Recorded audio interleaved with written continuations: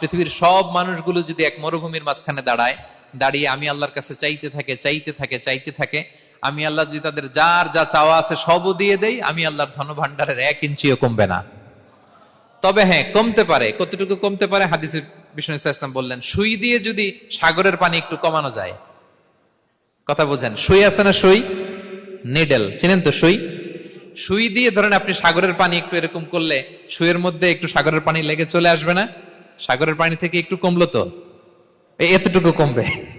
বিষ্ণু বললেন, সুই দিয়ে সাগরের পানি থেকে যদি পানি নিয়ে আসো, যতটুকু কমাতে পারলা, পৃথিবীর সব মানুষ চাইতে হয়রান হয়ে সবও যদি আল্লাহ থেকে নিয়ে নাও, কমলে এতটুকু কমতে পারে।